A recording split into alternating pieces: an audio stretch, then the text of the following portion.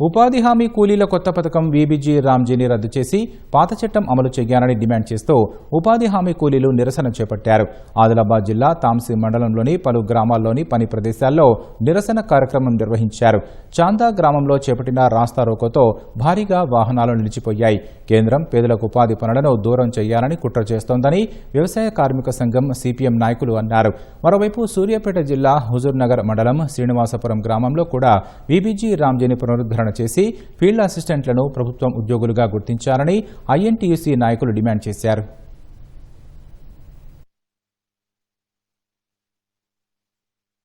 పాత చట్టములో అనేక సౌకర్యాలు ఉన్నది. మంచినీళ్లు కానీ 15-20 రోజులకు పేమెంట్ ఇచ్చుడు కానీ పారా గుల్లలు ఇచ్చుడు వేసవి బోనస్ అనేటువంటిది ఇస్తున్నారు.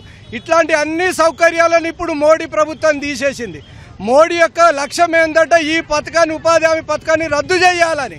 ఒకేసారి రద్దు చేస్తే కూలీలలో గ్రామాలలో వ్యతిరేకత వస్తుందని పొమ్మనకుండా పొగబెట్టినట్టు అన్ని కొత్త నిబంధనలు పెట్టి కష్టాలు పెడితే వీళ్ళే కూలీలు రాకుండా అస్సరనేటువంటి చూస్తున్నారు.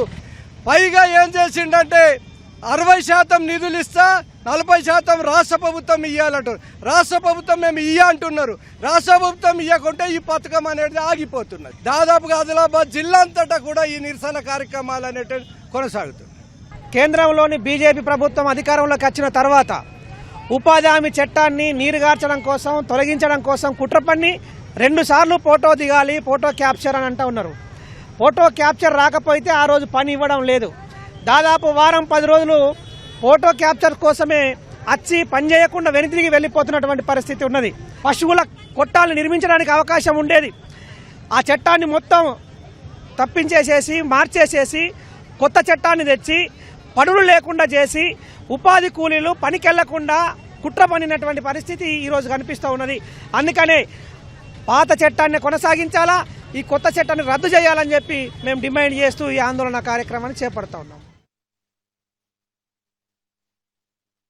మేమేమడుగుతున్నామంటే కాంగ్రెస్ పార్టీ ఈరోజు సోనియా గాంధీ గారు గాని, రాహుల్ గాంధీ గారు గాని, ఇవాళ రేవంత్ రెడ్డి గారు గాని, మన ఉత్తమ్ కుమార్ రెడ్డి గారు గాని ఇప్పుడు 700 రూపాయలు రోజు కూలీ చేయాలి, మా పేదలకు ఇవ్వాలని మేము డిమాండ్ చేస్తున్నాం. మీ తరఫున ఫోటోలు తీయటం అనేది బంద్ చేసి గతంలో ఏ విధంగా ఉందో ఆ విధంగానే ఫోటోలు గ్రూపుని తీసి ఆ వచ్చిన వాళ్ళకి రోజుకి 700 రూపాయలు జీతం ఇవ్వాలని, కూలీ ఇవ్వాలని మేము డిమాండ్ చేస్తున్నాం ఐఎన్టీయూసీ కాంగ్రెస్ పార్టీ.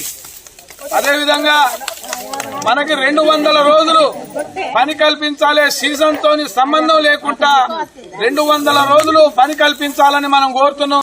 వ్యవసాయ కూలీలకి రైతులు కూడా మన దాంట్లో ఇలా ఎకరం 2 ఎకరాలు 3 ఎకరాలు 5 ఎకరాల లోపున్న రైతులు ఉన్నారు. ఇక్కడ ఆ రైతు కలుపు తీపిస్తే ఆ రోజు పోయిన కూలికి 700 రూపాయలు ఇవ్వాలి ఉపాధి హామీ పథకం ద్వారా అని మేము డిమాండ్ చేస్తున్నాం. మనం